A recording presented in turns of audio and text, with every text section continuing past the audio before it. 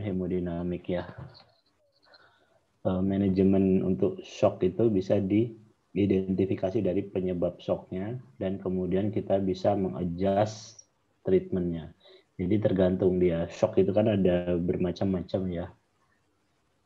Nah, kita kenali dulu dia shock jenisnya apa, baru kita bisa menanganinya ya.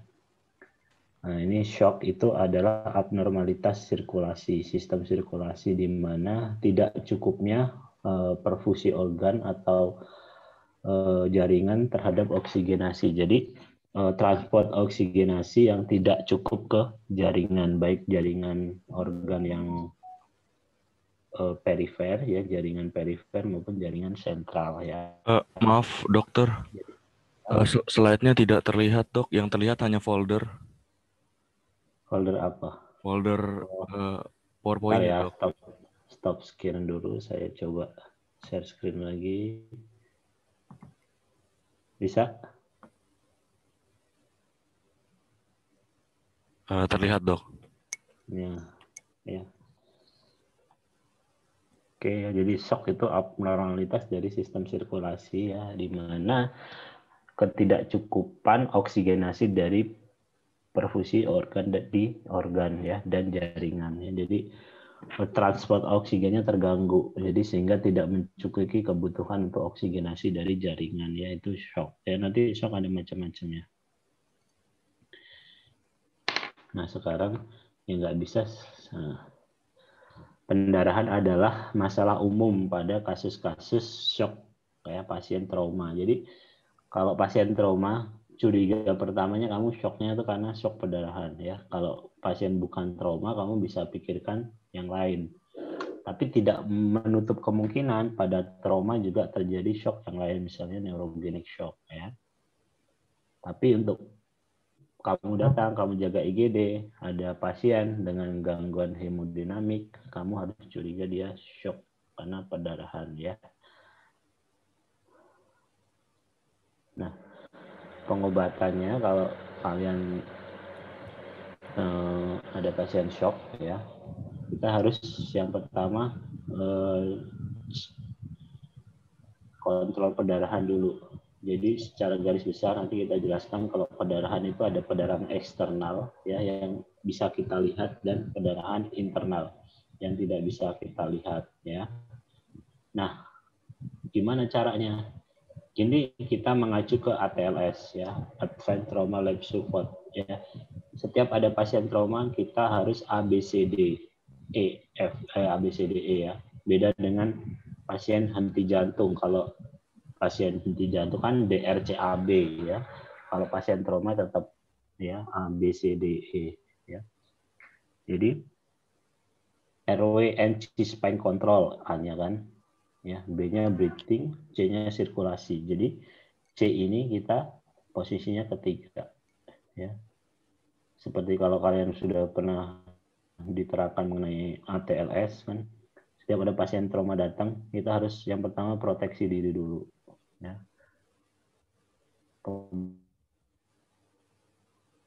Kemudian bisa call for help ya, minta bantuan ya. Pastikan kita posisinya aman, pasien aman, misi perang ya, kita lupa kondisinya bagus, kita protektif diri kita dengan penggunaan APD. Setelah kita penggunaan APD, baru kita airway and spine control, breathing ya, kemudian sirkulasi. Di sini kita akan membahas tentang sirkulasi tadi ya. Nah, kalau ada pasien dengan gangguan sirkulasi pada trauma, kita yang pertama curiga dari perdarahan ya. Perdarahan ada dua, eksternal dan internal. Kalau perdarahan eksternal kan bisa kita lihat langsung ya. Misalnya perdarahan di kaki, ya udah kita bisa lakukan beban dan tekan ya. Kemudian bisa kita terapi dengan cairan, pemberian cairan ya, atau dengan komponen darah, nanti tergantung dari derajat perdarahannya ya. Kemudian kalau dia internal, perdarahan internal nanti kita bahas lagi ya. Jadi ada namanya Setelah resusitasi ada responnya, gimana responnya nanti kita akan bahas di situ. Nah, ini sebenarnya cardiac output itu ya. Ini membahas awal lagi heart rate and stroke volume. Ya, jadi berapa kali denyut jantungnya, berapa banyak stroke volume-nya itu akan menimbulkan cardiac output-nya ya. Stroke volume ini yang penting ya. Preload-nya, gimana preload-nya ya. Gimana kontraktilitas jantungnya ya.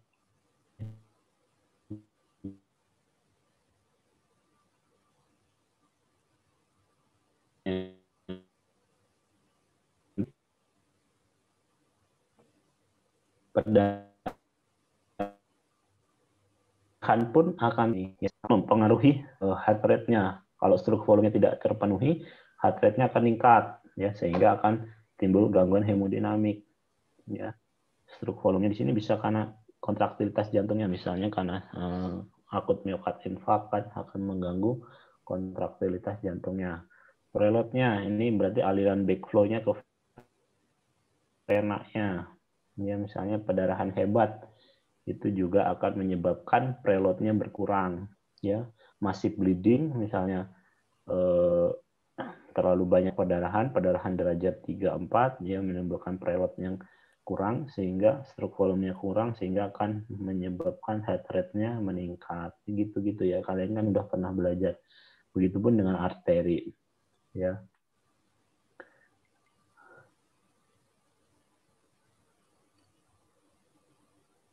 Ya, ini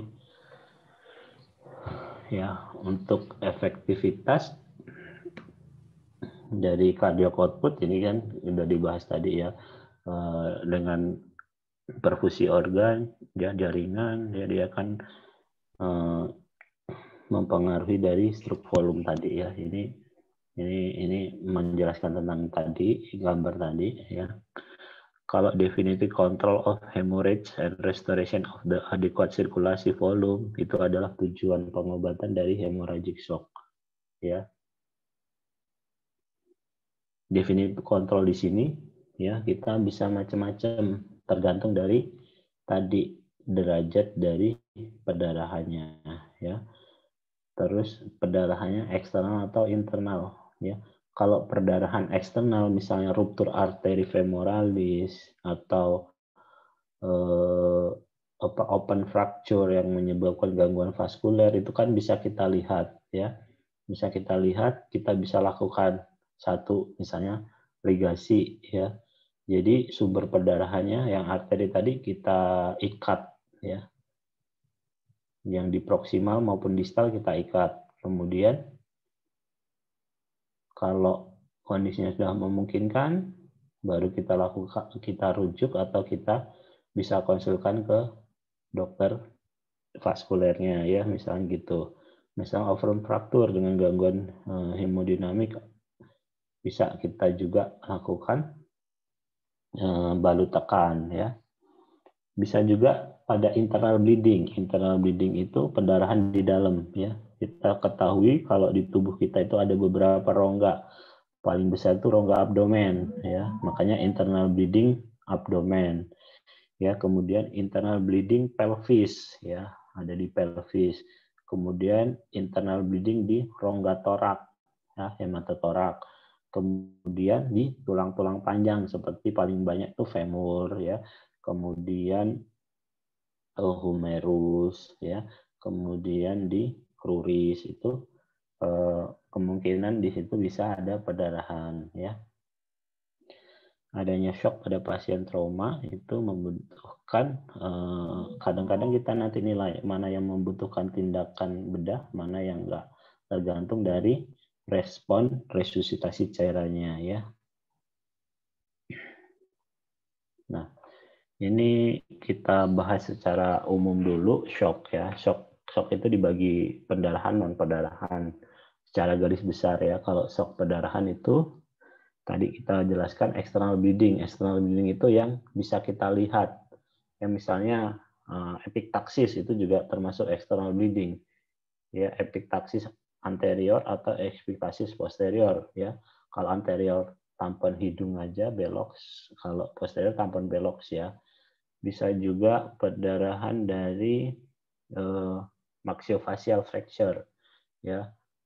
Maxillofacial fracture ada perdarahan ya, itu terlihat, atau perdarahan di ekstremitas ya, ekstremitas ya, di tangan, di kaki, itu bisa kita lihat ya. Kalau internal bleeding tadi sudah saya bilang ya, perdarahan di abdomen. Abdomen itu rongga yang luas ya, di situ paling besar itu kan hepar, makanya external bleeding paling banyak itu karena ruptur internal bleeding, paling abdomen paling banyak itu ruptur hepar, yang kedua lien ya, ruptur lien, yang ketiga kolon, kemudian usus, itu juga bisa menimbulkan perdarahan internal bleeding. Kemudian dari pelvis, fraktur pelvis, di mana kita ketahui di pelvis itu banyak struktur penting juga ya. Kemudian di torak ya, di torak itu ada pleura ya, pleura parietalis dan visceralis. Nanti jika dia terisi perdarahan maka akan timbul hematotorak. Di situ juga artinya internal bleeding ya. Kemudian di tulang panjang ya. Kalau shock non hemoragik itu bisa karena shock kardiogenik ya. Berarti kalau kardiogenik pumpnya yang terganggu ya, pompanya akan terganggu. Kemudian kardiak tamponade ya, ada tamponade jantung. Ya, kalau kita ketahui anatomis jantung itu ada namanya perikat ya, perikat ini melindungi jantung ya. Kalau di rongga perikat terisi komponen darah atau komponen cairan ya, dia akan menyebabkan efek tampon ya, sehingga akan terjadi tamponade jantungnya. Itu juga akan menyebabkan gangguan hemodinamik ya. Kalau kardiogenik shock kan jelas ya, ya pumpnya yang kurang ya. Kalau kardiogenik dia di tamponnya ya, jantungnya. Ini masalahnya di jantung. Kalau tension pneumotorak itu di breathing-nya. Jadi karena ada udara di dalam rongga pleura ya, akibat dari trauma ya, trauma paru ya, traumanya ventil ya, biasanya bisa masuk ke rongga pleura tapi nggak bisa keluar ya, sehingga akan menyebabkan tekanan ke kontralateral dari paru, sehingga menyebabkan trakea ya terdorong ke sisi yang sehat ya, distensi vena junggular ya, kemudian suara jantungnya juga akan bergeser ya, tensi nadinya akan turun. Itu namanya tension pneumotorak ya. Dan kalau sudah tension pneumotorak ini nggak perlu foto lagi, nggak perlu foto torak, itu nggak harus kita lakukan langsung needle decompression ya. Bedanya pneumotorak sama tension pneumotorak apa? Kalau pneumotorak biasa dia hemodinamiknya masih stabil, tensi nadinya masih stabil. Tapi kalau sudah tension pneumotorak itu sudah ada gangguan hemodinamik. Ingat ya. Ya, kalau neurogenic shock yang disebabkan oleh neurogen ya. Bisa dari upper motor neuron maupun lowernya ya. Kemudian kalau septic ini kan gangguan perfusi ya organnya ya akibat suatu infeksi.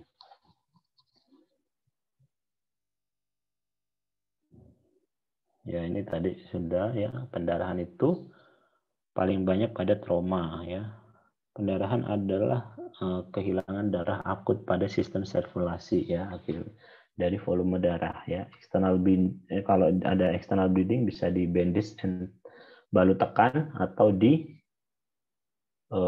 tadi saya bilang kalau jelas arterinya ya kita bisa ligasi arterinya. Kalau vena bisa kita ligasi kemudian kita balu tekan ya.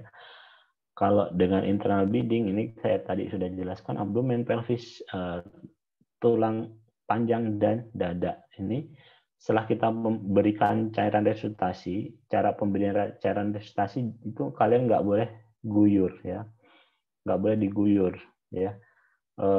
Resusitasi pada internal bleeding maupun external bleeding kalian harus berikan cairan dulu. Cairannya berapa? 1000 cc pada dewasa 20 cc per kilogram berat badan pada anak-anak.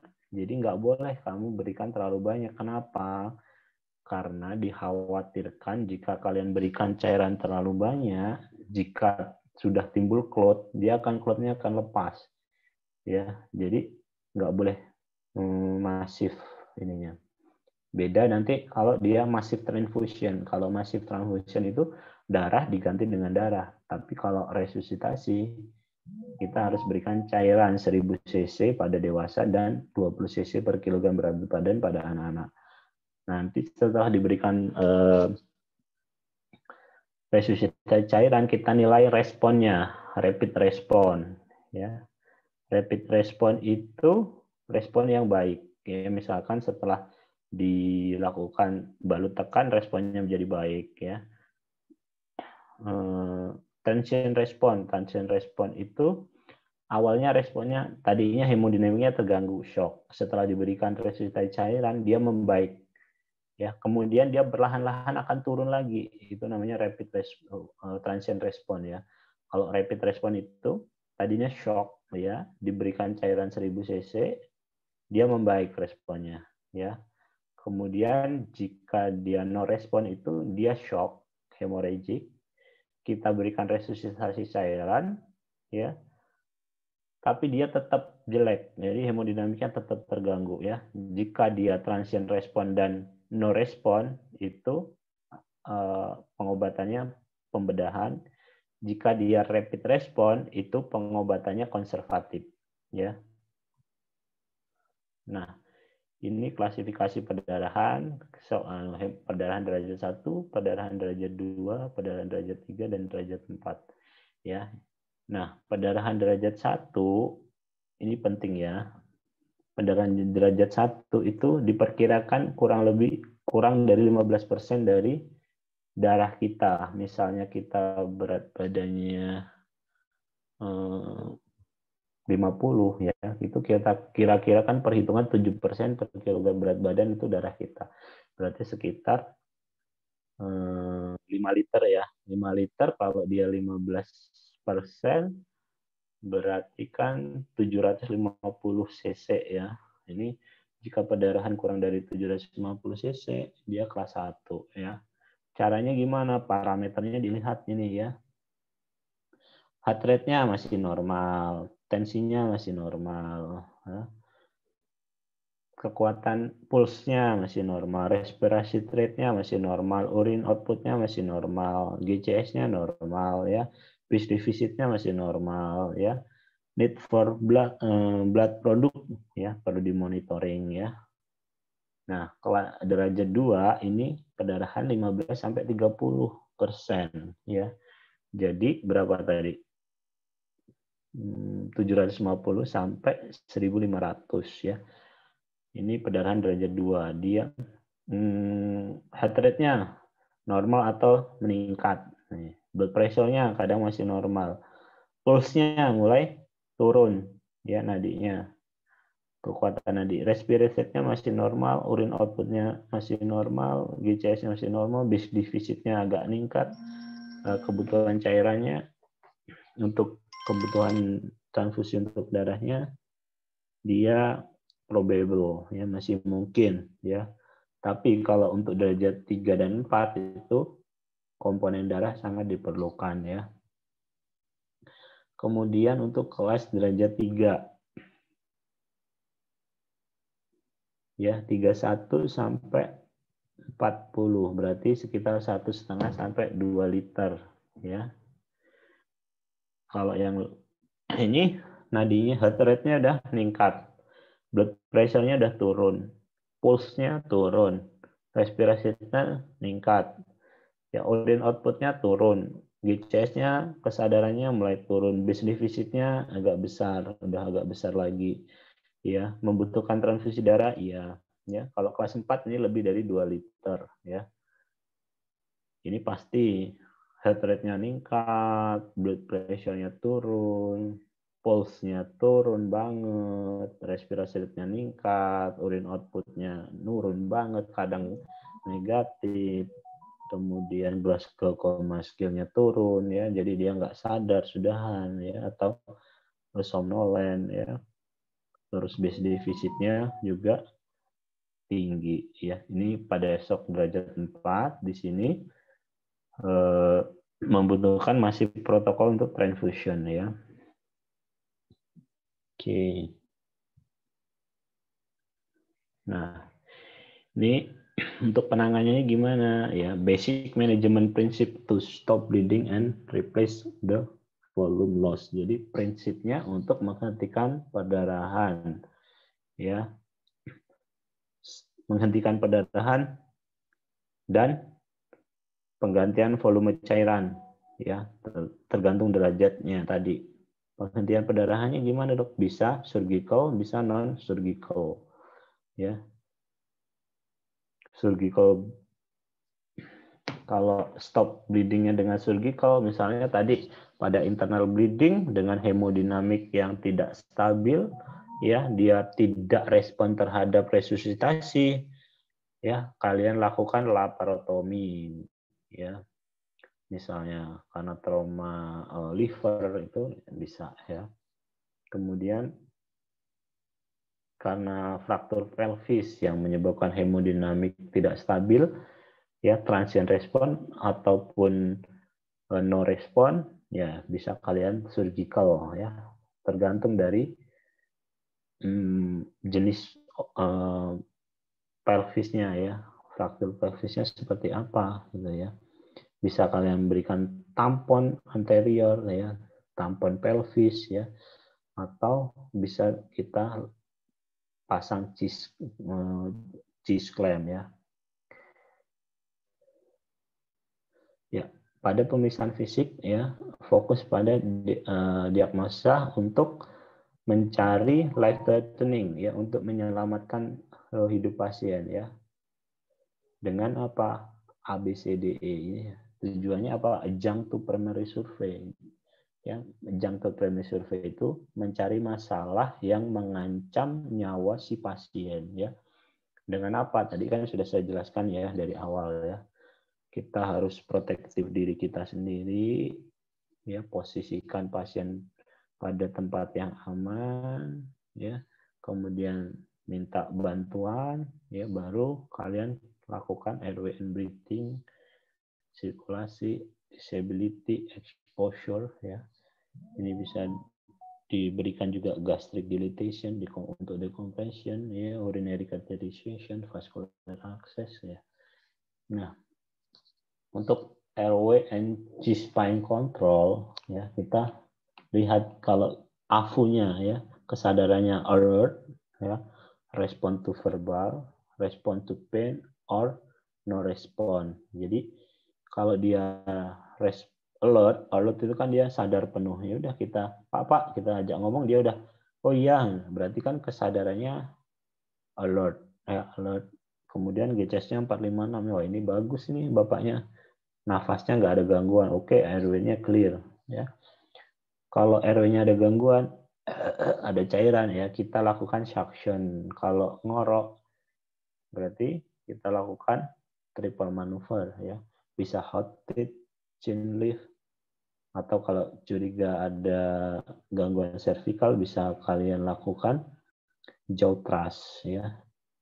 Atau dengan definitive airway dengan intubasi ataupun dengan tracheostomy ya. Itu. Makanya kalau ada masalah di airway, kalian jangan nanganin sirkulasi dulu. Biarkan sirkulasi nanti. Ya, tetap airway nomor 1 ya. Ya, kemudian kalau airway-nya udah clear, udah bagus, bisa kalian lanjutkan ke breathing. Ya, breathing kalian lihat kalau breathing itu masalah paling seringnya tadi tension pneumotorak ya, kemudian dia fraktur costae multiple ya, yang menyebabkan nafas paradoksal ya. Tuh, baru itu kalau ada masalah ditanganin dulu. Kalau tension needle decompression dulu, kemudian pasang chest tube ya. Kalau dia flail chest yang tadi bilang fraktur costae multiple berurutan lebih dari 2 segmen ya.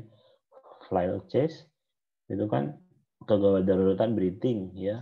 Obatnya 2, operasi surgical, dia di clipping kosteknya, di internal fiksasi, atau dia di ventilator ya, pasang ventilator supaya dia tidak terjadi nafas paradoksal lagi ya. Kemudian sirkulasi ini ya, kita di sini paling banyak kalau hemodinamik itu membahas tentang sirkulasi ya.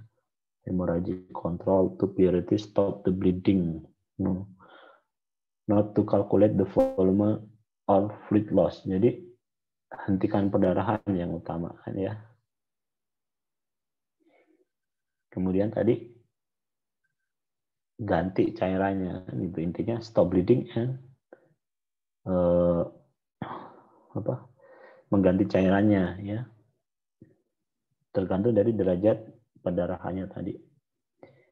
Kalau exposure ya complete examination ya, gastric dilatation ini untuk dekompresi, urinary catheterization, varicose access itu bisa masuk ke sirkulasi tadi ya.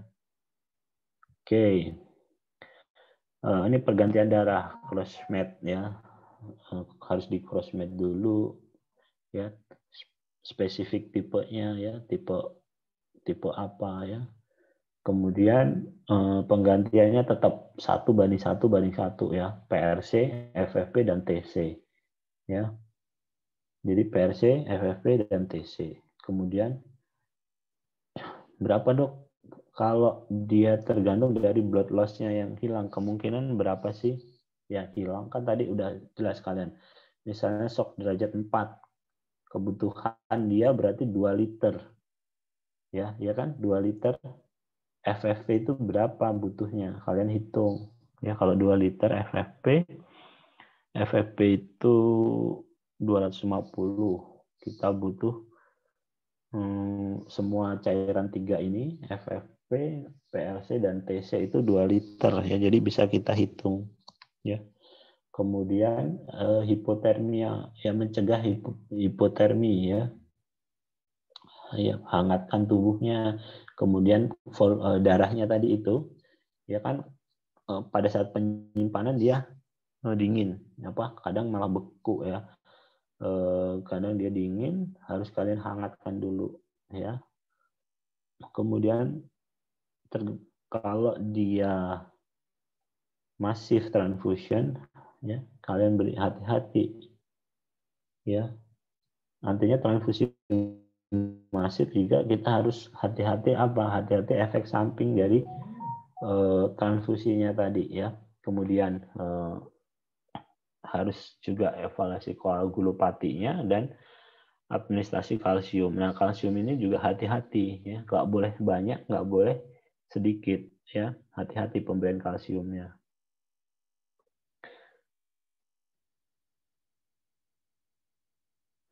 Ya. Initial fluid therapy itu ya, infus yang diberikan harus volume yang besar. Makanya kalian pakai Vemplon yang besar ya. Vemplon yang besar. Kemudian supaya apa? Supaya penggantian cairan fluid challenge-nya bisa optimal ya. Pasang infus yang besar. Besar berapa dok? Nomor 18 ya. Kan besar itu. Jadi bisa nanti selain dia untuk penggantian cairan juga untuk transfusi darah ya.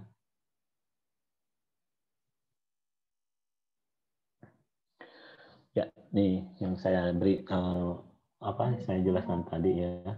Tujuannya adalah untuk mencapai perfusi jaringan yang bagus. Jadi untuk mencegah shock ya. Tidak boleh diberikan cairan yang terlalu besar ya. Nah, prinsipnya control resuscitation atau balance resuscitation atau hypotensive resuscitation dan permissive hypotension. Jadi pemberian cairan nggak boleh terlalu banyak ya.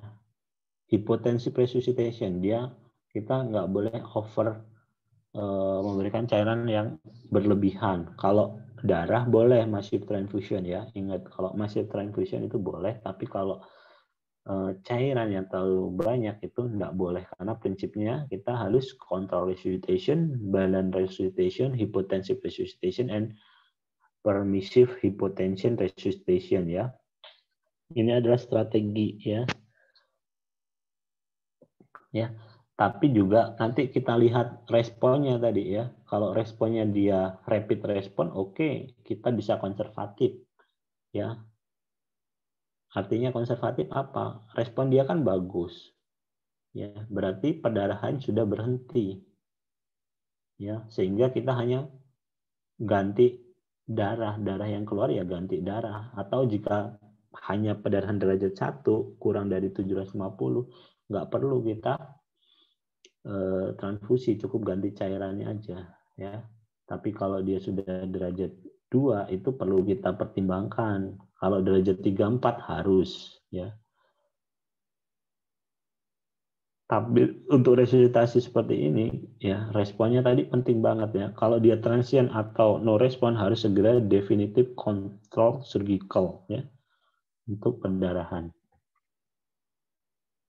Nah, ini tadi ya yang banyak saya jelaskan ya. Respond to initial fluid resuscitation. Nah, nih di bawahnya ini ingat ya, isotonic crystalloid solution up to 100 ml in adult and 20 ml per kilogram in child. Ya, jadi jelas ya. Kalau pada dewasa 1000 ml cairan kristalloid ya, bukan koloid ya. Kalau yang anak-anak berapa? 20 ml per kilogram. Kalau berat badannya 10, kamu kasih berapa? 200 kan enak kan? Kalau berat badannya 20, 400 ya. Kalau berat badannya 25, berarti 500. Berat badannya 50, 1000 kan udah kayak dewasa ya. Rapid response tandanya apa? Racun to normal. Jadi hemodinamiknya jadi normal, tensi nadinya jadi normal ya. Kemudian estimasi kehilangan darah ini derajat 1 ya, heart rapid response derajat 1. Need for blood iya rendah tapi ya. Blood preparation tipe dan crossmatch ya, possible kemungkinan iya. Early pression surgical. Kalau transient response ya, awalnya dia vitalsanya bagus setelah diberikan resusitasi, tapi lama-lama dia akan nurun ya. Pendarahannya biasanya dia derajat 2 3 ya. Membutuhkan darah ya moderate to high. Blood preparation-nya tipenya spesifik ya. Membutuhkan operasi kemungkinan besar ya. Early present to surgery ya. Kalau no respon ya dia vitalsanya udah diresusitasi tetap aja ngedrop, darahnya lebih dari 40 ya. Membutuhkan darah oke, sangat. Tapi intinya tadi 2 ya, stop bleeding and challenge blood ya. Jadi massive transfusion ya. Jadi stop bleedingnya juga perlu operasi, sangat perlu ya.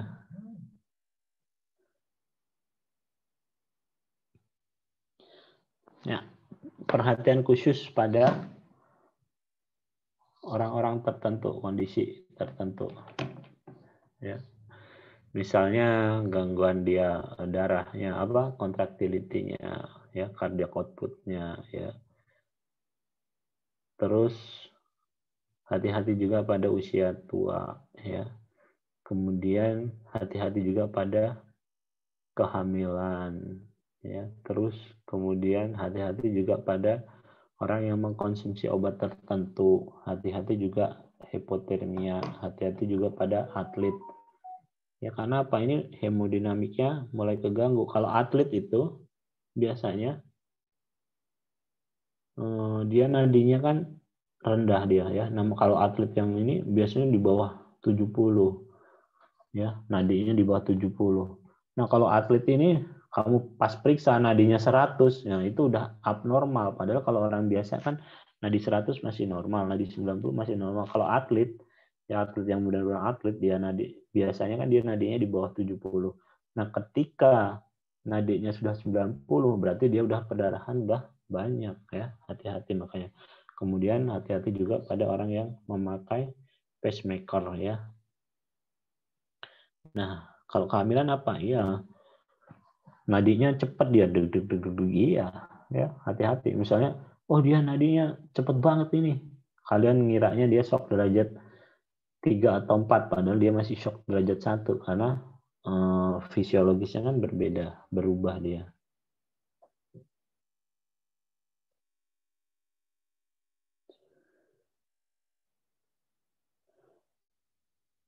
Ya, ini harus diperhatikan. Ya, masih ada enggak perdarahan ya, untuk juga monitoring ya, mencari mengenali masalah lain ya. Harus diakses lagi. Oke, ada yang mau ditanyakan? Untuk hemodinamik duanya Tasya ding ya. Tasya bilangnya sama luka bakar. Sebenarnya secara garis besar itu luka bakar itu kita mengacunya kemana ya? Bisa kita ngacu ke Amerika atau ke Australia dan Selandia Baru ya. Karena apa, nanti penanganannya beda, hanya beda penanganan tapi prinsip-prinsip luka bakarnya sama. Kemudian derajatnya juga beda pembagiannya. Tapi karena tahun kemarin saya tanya ke kakak kelas kalian, katanya luka bakarnya pakai apa Amerika, ya udah kita bahas tentang luka bakar ya. Luka bakar atau kombusio atau burn injury. Ya, seperti kita ketahui luka bakar itu apa? Luka bakar ialah luka yang disebabkan oleh termis atau elektris maupun kemis. Jadi luka itu kan diskontinuitas dari suatu jaringan ya, diskontinuitas dari suatu jaringan yang disebabkan oleh suhu, elektrik maupun kimia ya. Termis itu benda panas ya, misalnya benda padat, cair, uap atau udara ya, kemudian api, kemudian sengatan matahari, sinar yang panas ya. Kalau elektris itu aliran listrik tegangan tinggi. Kalau kemis itu asam kuat dan basa kuat. Jadi secara garis besar penyebabnya di termis, elektris dan kimia ya. Oke. Diagnosis luka bakar itu mencakup empat hal yang penting. Kalau bisa juga 5. Yang 5 itu burn injury-nya, kombusionya, luka bakarnya ya. Kemudian yang pertama atau yang kedua, luas luka bakar. Berapa luasnya? Nanti kita itu menggunakan rule of 9 ya. Kemudian derajat kedalaman luka bakar ya. Kemudian lokasinya, kemudian penyebabnya ya. Ya, misalnya burn injury ya 20%, grade 2A, 2B, lokasinya di facial, torakal, abdominal ya. Diucu penyebabnya api misalnya atau termis ya. Atau bisa lagi asam ya, kimia. Jadi ada 4 ya. 4 ini untuk mendiagnosa harus dijelaskan ya. Nah, luas luka bakar, rumusnya rule of 9 dari Wallich ya, tampak. Atau jika sulit, kita bisa mengukur dengan telapak tangan si pasiennya ya.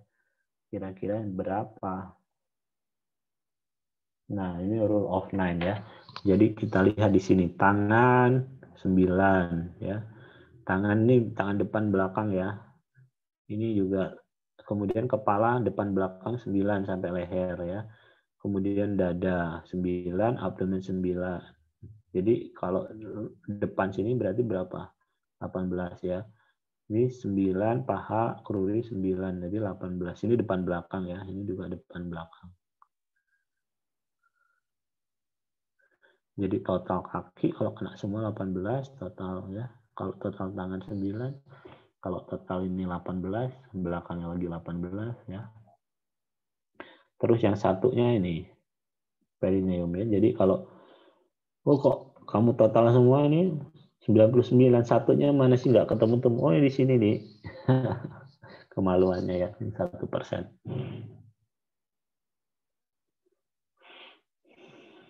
Ya ini depan, belakang. Anak-anak beda ya.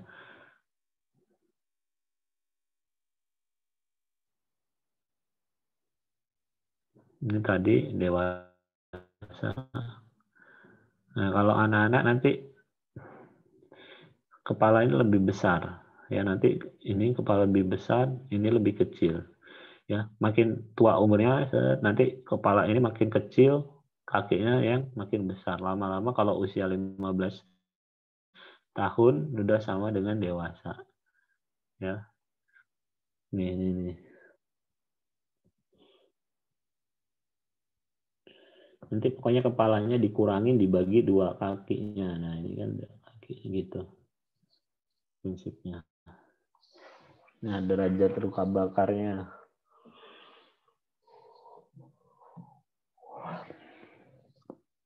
Derajat 1 itu hanya epidermis ya. Lapisan basal masih baik ya, dermalnya masih baik ya. Eritema, edematosis, nyeri sembuh dalam 5 sampai 10 hari. Biasanya luka bakar karena sinar matahari ya. Kalau habis kalian berjemur ya, terus kulitnya menghitam, kemudian ngelontokin, nah itu derajat 1 ya. Dia hanya di epidermis. Kalau derajat 2 itu dermis dan epidermis ya, bagian dasar kulit masih baik, epidermal junctionnya rusak, epidermalisis bulat ya. Kalau bulat itu 2A superficial dangkal ya. Kalau sebagian dermis itu rusak ya, dia ada bulat dan edem ya, serta eritem dan nyeri ya. Kalau 2B deep itu hampir mengenai seluruh lapisan kulit sampai dengan seluruh lapisan kulit. Dia nyerinya akan berkurang, dia nggak nyeri banget. Terus dia nggak eritem, dia agak gelap. Ya. 2B itu agak gelap, artinya dia lebih dalam lagi. Nah, mana derajat? Oke, ya ini epidermis. Ya, tadi derajat 1 itu epidermis. Kalau derajat 2 dia sampai dermis. Ya, derajat deep dia melewati. Sampai sini ya.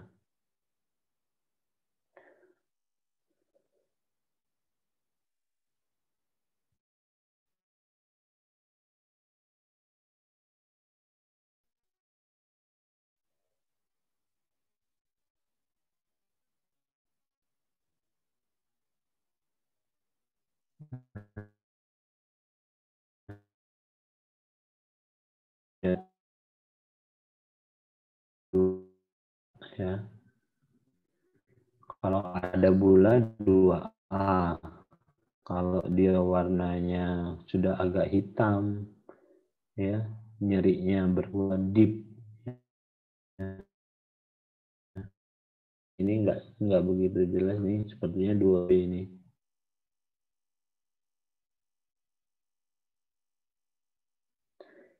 Ya, ini derajat 2 ya.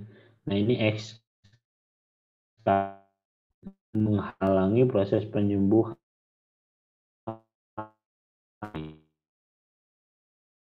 dengan seperti kelenjar rambut, kelenjar keringat, kelenjar sebasea rusak ya. Nah, ini derajat 3. Ya, ini derajat 3 dia putih. Aduh, kok balik lagi. Nah, ini putih ya. Derajat 3 ini.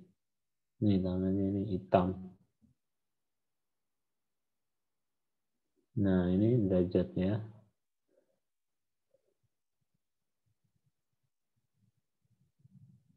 Derajat 1, derajat 2, derajat 3 ya. Ini kita epidermis doang ya. First degree, second degree epidermis dan dermis. Yang ketiga dia sampai ke bawah dermis ya. Seluruh dermis epidermis, kadang sampai lemak, kadang sampai maskel ya.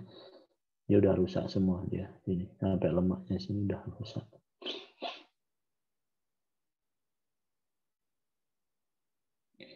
Ya, ini luka bakar derajat 1, ya, derajat 2, derajat 3.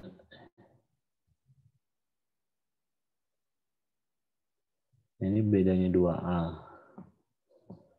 Ini 2A masih dermis, ya, udah kena dermis, bagian dermis. Kelenjar keringatnya masih bagus nih ya. Kalau dari 2B dia lebih dalam lagi. Sarafnya kan udah di atas ini ya, makanya nyerinya agak berkurang dia. Kalau dalam banget ini, ya, derajat 3 dia udah nggak nyeri lagi dia. Bahkan kamu tusuk nggak terasa dia.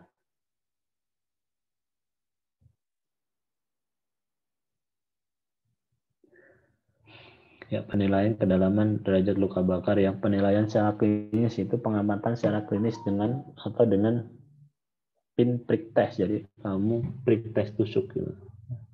Oh, masih nyeri nggak ya? Kalau dia nyeri banget derajat 2, ya. Kalau nyerinya agak berkurang derajat 2B. Kalau dia nggak nyeri derajat 3 ya. Atau dengan prosedur pembedahan invasif. Ya, jadi diambil tadi tangensial eksisi atau pangbiopsi itu diambil sampai sedalam mana dia jaringannya ya. Atau dengan Doppler imaging ya, non invasif. Ya, ini prick test ya, dengan jarum. Ya, tusuk-tusuk loh lukanya.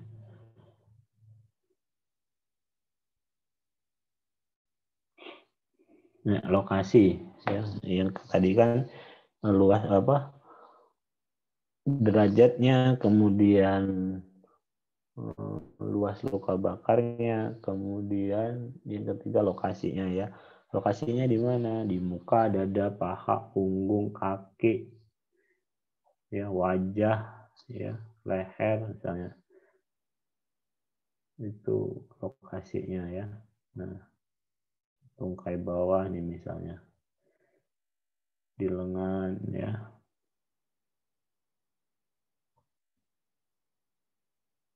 Penyebabnya tadi kan ada 3 secara garis besar ya. Termis, terus apa lagi? Termis, kimiawi, kemis, satu lagi elektrik ya, 3. Ya, kemis itu yang banyak nanti. Kok kemis apa? Termis ya. Termis kan bisa api, bisa air panas ya. Kemudian kalau listrik itu kan elektrik ya. Kalau asam dan basa itu kemis, kimia ya. Wais, luka bakarnya. Ini kalau kayak gini derajat berapa ini? Derajat berapa ini?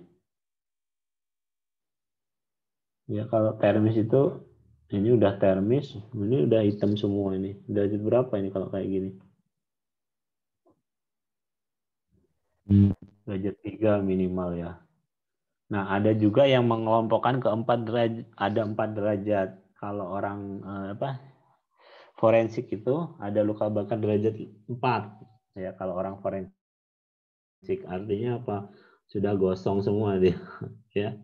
Ya, itu kalau orang forensik baginya ke 4. Jadi luka bakar derajat 4 ada, ya. Kalau kita kan maksimal derajat 3. Kalau derajat 4 itu pasti udah mati, udah meninggal. Hangus. Oke, ya, zona kerusakan ya jaringan pada luka bakar ya. Jadi ada zona-zona ya. Zona koagulasi ya, zona nekrosis atau zona denaturasi protein. Yang kedua zona statis ya. Di sini permeabilitas kapiler meningkat, inflamasi lokal. Kemudian zona hiperemia, vasodilatasi kapiler, penyembuhan spontan.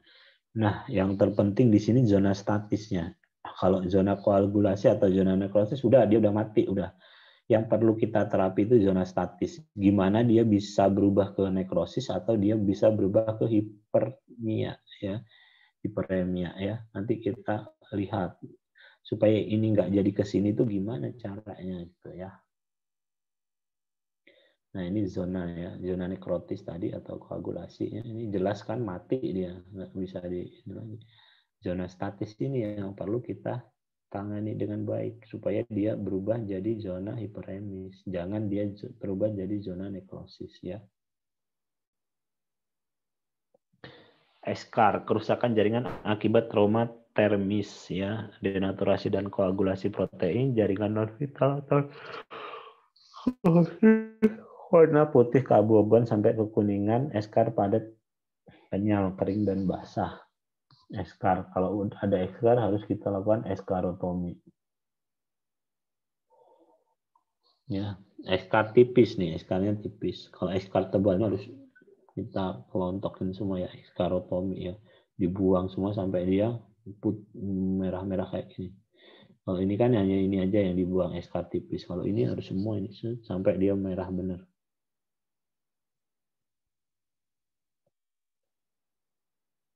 Ya, patofisiologis ya, luka bakar adalah perubahan mikrosirkulasi, yang penurunan jumlah darah di lokasi luka bakar, dilatasi arteriol dan edem ya. Proses pembentukan edem pada kondisi normal itu terjadi pergeseran cairan dari ruang intravaskuler ke jaringan interstisium ya. Ekstravasasi yang disebabkan oleh permeabilitas dari kapiler ya. Cairan yang keluar dari intravaskuler tersebut akan dialirkan melalui pembuluh limfe diserap dalam keadaan seimbang.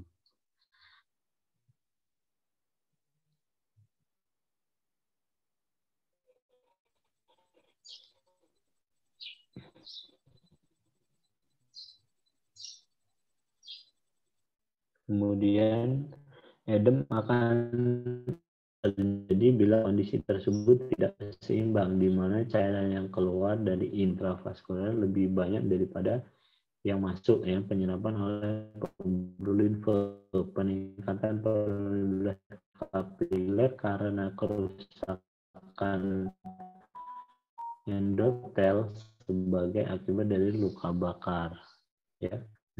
Keluar menyebabkan peningkatan tekanan osmotik jaringan interstisium ya. Hanya edem ini, luka bakar tak luas itu puncaknya 8-24 jam pasca trauma. Makanya perlu namanya kebutuhan cairannya tercukupi.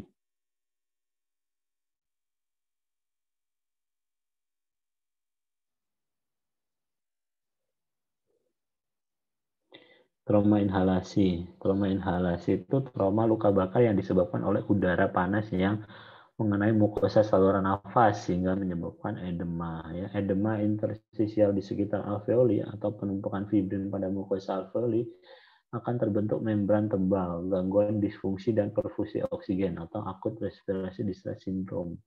Terjadi pada kebakaran dalam ruang tertutup atau akibat ledakan bom. Ya. Gejalanya bulu rambut hidung terbakar, ya, terdapat jelaga sekitar mulut, dahak mengandung jelaga, bila berat dapat muncul gangguan pernafasan akibat edem mukosa pada saluran nafas.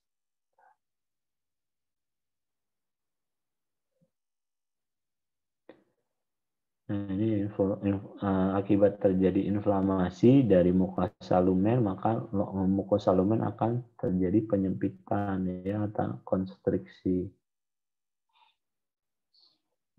Ya, ini luka bakar dikelompokkan menjadi luka bakar ringan, sedang, dan berat ya. Kalau luka bakar ringan itu luka bakar derajat 2 ataupun luka derajat 3 yang kurang dari 10% ya. Pada kelompok usia kurang dari 10 tahun atau lebih dari 50 tahun. Kalau luka bakar ringan itu luka bakar 2% dan 3% kurang dari 15 pada kelompok usia lain ya.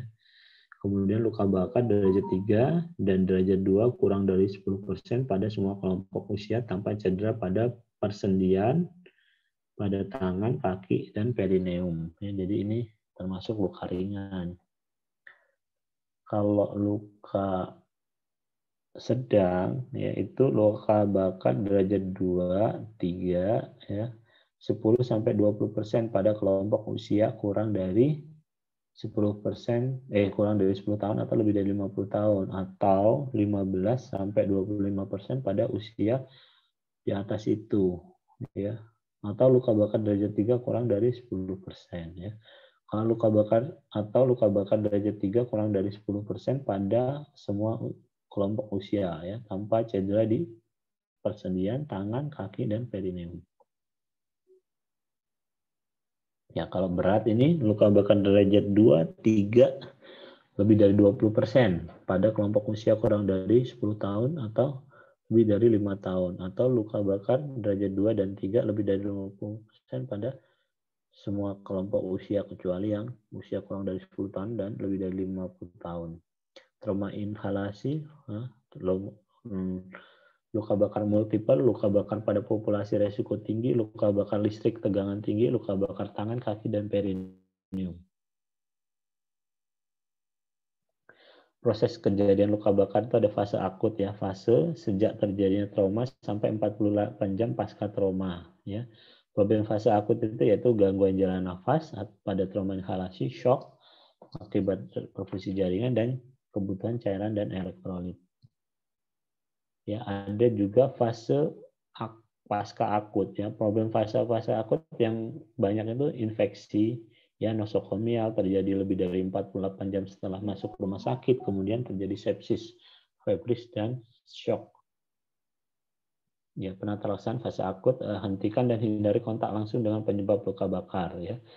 Nilai kondisi umum penderita obstruksi jalan nafas, nadi, tensi, dan kesadaran. Ya, nilai primary survey-nya. Kemudian obstruksi airway, bebaskan airway ya. Jika ada gangguan, intubasi, tracheostomy. Jika ada shock, segera infus ya. Terapi cairan sesuai kamu pakai rumus Paklan atau pakai rumus Baxter nanti ya. Terus tanpa memperhitungkan luas luka bakar dan kebutuhan cairan. Ya, kalau tidak shock, segera infus sesuai dengan perhitungan kebutuhan cairan.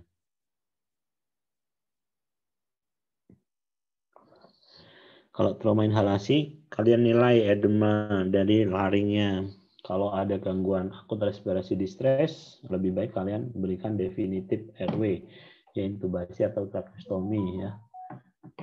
Perawatan luka atau debridement ya, dimandikan, dicuci air steril ya dengan antiseptik, kemudian bulak yang kecil dibiarkan, yang besar lebih dari 3 cm dibulektomi, dipecah. Obat-obatan topikal ya, sulfadiazin ya. Kemudian dibalut dengan kaca steril, pemberian antibiotik bersifat profilaksis ya, jenis spektrum luas, memberikan analgetik, anti-tetanus toksoid, dan antacid. Dan gangguan arteria nervus distal karena tegangan kompartemen sindrom dilakukan ekstarotomi atau vasektomi. Ya, ini ekstarotomi ya. Kalau ada luka bakar yang melingkar ya, untuk mempertahankan perfusi jaringan ke distal bagus, dilakukan ekstarotomi ya. Oke, dibuka sini. Nah, ini nih dibuka.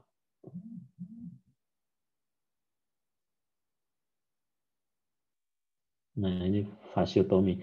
Kalau fasiotomi sampai ke dalam fasianya ya.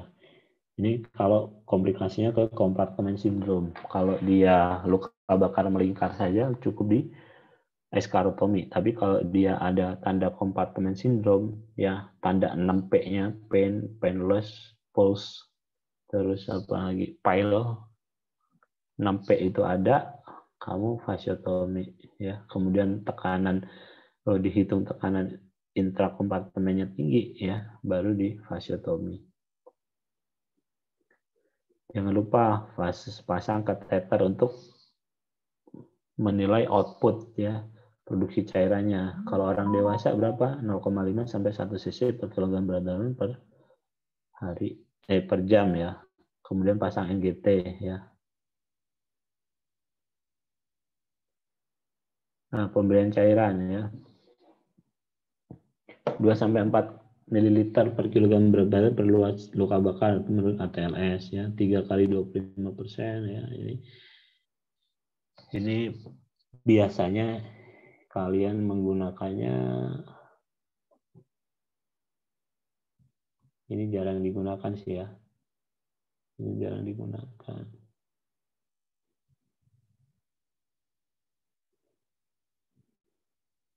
Ya, kalau tadi pemberian cairan, kalau dia luka bakar ringan, cukup diberikan oral saja ya. Infus itu pada luka bakar di atas 15%.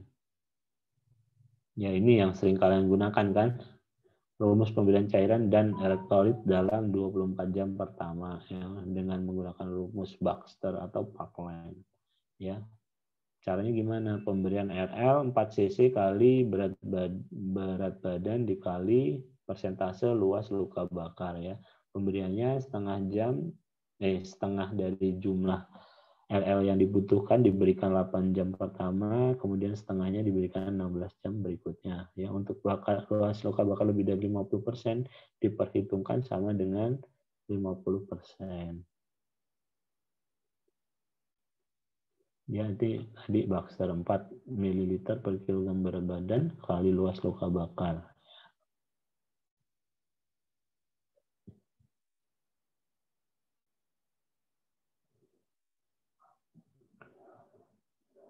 Ya, ini 24 jam pertama. Ya, ini Baxter tadi ya. Setelah 18 jam boleh diberikan Dextran 500 sampai 1000 cc. Bila fase usus baik, bising usus baik ya, mulai dilakukan oral. Ya, kalau 24 jam kedua setengah dari kebutuhan cairan 24 jam pertama. Ya, hanya 2 hari, ingat ya. Hanya 2 hari untuk yang fase akutnya saja ya, pemberian Paklan atau Baxter itu ya. Bila resusitasi cairan mulai diberikan lebih dari 4 jam dari terjadinya luka bakar, jumlah cairan yang dibutuhkan diberikan dalam waktu 16 jam, sisa waktu dari 8 jam pertama. Jadi semua tetap kebutuhannya jadi dihitung 4 cc per kilogram berat badan per luka bakar, tapi dia diberikannya ya sisa waktunya ya 16 jam selanjutnya, kemudian sisa waktu dari 8 jam pertama. Misalnya tadi ini 4 jam. 4 jam berarti dia ini kan 8 jam pertama harus habis setengahnya. Berarti ya setengahnya itu harus dihabiskan 4 jam. 4 jam. Ya kan misalnya dia datang 4 jam setelah trauma. Jadi ini kan harusnya 8 jam. Jadi 4 jam itu untuk menghabiskan setengahnya. Jadi digelojok. Ya, kalau anak-anak beda lagi ya. Kalau anak-anak 2 cc per kilogram berat badan kali luas luka bakar kali 2 cc per kilogram berat badan kali luas luka bakar ya. Kemudian ditambah kebutuhan Faali ya. Menurut nih ya, kalau kurang dari 1 tahun atau berat badan 10 kilo, berat badan kali 1 cc ya. 1 sampai 3 tahun berat badan 75 cc, 4 tahun berat badan kali 50 cc. Atau menggunakan rumus Holiday Segar. Holiday Segar itu 10 kg pertama kali 100 cc, 10 kg kedua kali 50 cc, 10 kg ketiga kali 20 cc, dan selanjutnya. Ya, boleh pakai ini, boleh pakai Holiday Segar, rumus Holiday Segar ya. Nah, kebutuhan total itu kebutuhan resusitasi dan kebutuhan Faali. Ya, diberikannya kalau anak-anak langsung ya, RL dibanding Dextran 17 banding 3%. Kalau yang tadi kan jam terakhir dibutuhkan Dextranya 5 sampai 1 liter. Yang terapi itu ada luka, keadaan umum penderita, dan diet cairan pada fase akut. Banyak banget ini. Kemudian luka pada fase akut itu kalau ada ekskar ya dilakukan ekskarotomi ya. Ekskar itu jaringan kulit yang nekrosis, denaturasi, koagulasi protein ya. Kultur dan sensitivitas tes antibiotik yang diberikan sesuai hasil kultur dan sensitivitasnya. Ini dimandikan tiap hari ya, per 2 hari sekali. Kalau perlu pemberian albumin atau globulin. Perawatan luka secara terbuka, setiap hari penderita dimandikan, setelah itu dioleskan salep sulfur sulfadiazin. Perawatan luka secara tertutup. Tergantung dari fasilitasnya luka bakarnya ya. Kalau dia yakin kondisi ruangannya semi steril bisa dilakukan perawatan terbuka, tapi kalau nggak yakin lebih baik perawatan tertutup ya. Ya, perawatan luka secara tertutup, luka itu dicuci, kemudian didebridemen, diberikan sulfur sulfadiazin, rawat tertutup dengan kasa steril, luka diverban. Jika luka hanya menunggu epitelisasi dibuka 4 hari. Hari ke-7 dimulai dimandikan. Setelah mandi oleskan saffron 1:30 ya. posisi penderita, ekstremitas, fleksi, ekstensi, wax, leher, muka, dan semi forward. Ya. Jika keadaan umum penderita kesadaran menurun atau pasif, febri, sirkulasi periferi jelek, ya pikirkan untuk terjadinya sepsis.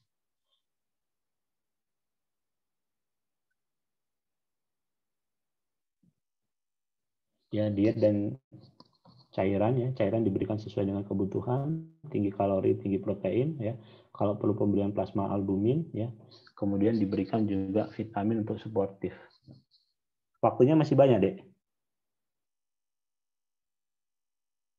Dek. Tes. Masih ada 22 menit lagi, Dok. 22 menit lagi ya. Ya, oke. Ya, kemudian pemeriksaan laboratorium, ya. Ini bisa kalian cek, ya. Tadi tergantung fasenya, fase akut atau fase post akut, ya. Bisa dicek HB, HT, ya. Albumin, ya. Renal function test, liver function test, ya, elektrolit, ya. Blood gas analysis, ya. Kemudian kultur.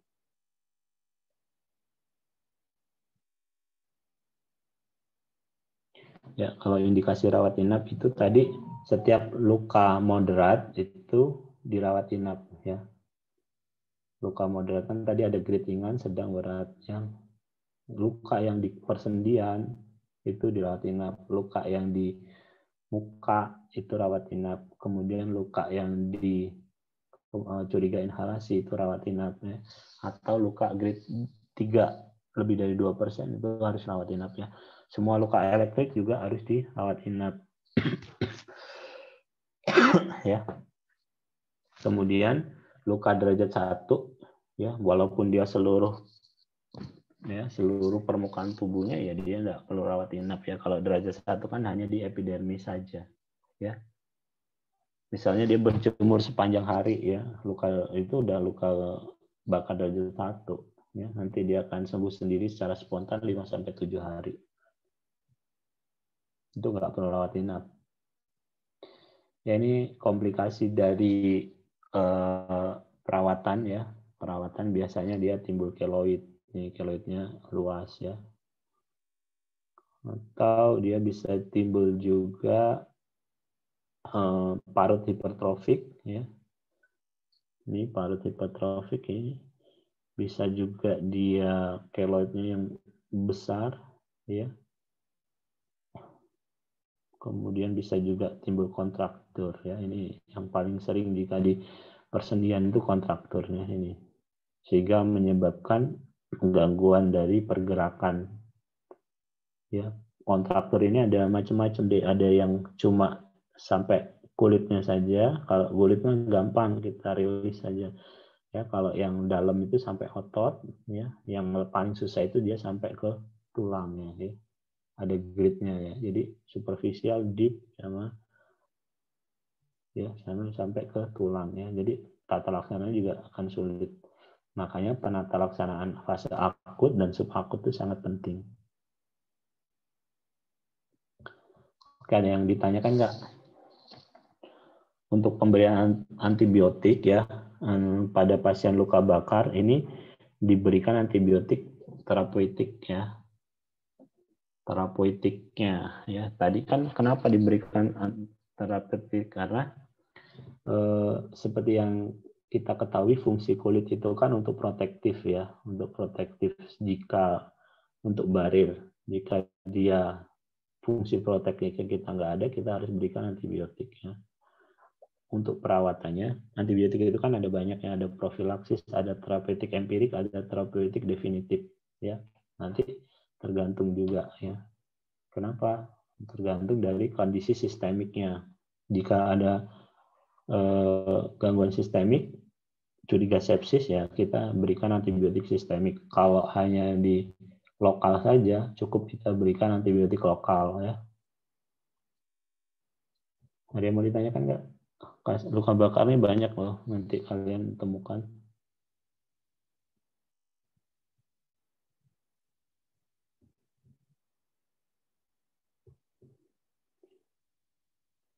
Nah, kalau lukanya itu, nanti penyembuhan luka kan kalian udah pernah belajar penyembuhan luka belum?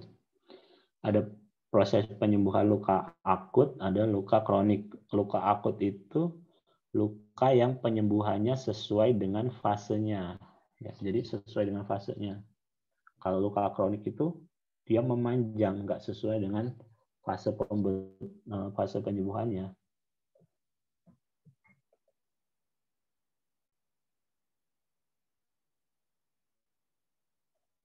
Ada yang mau tanyakan nggak tentang hemodinamik dan luka bakar? Kalau nggak ada ya kita tutup. Atau kurang jelas?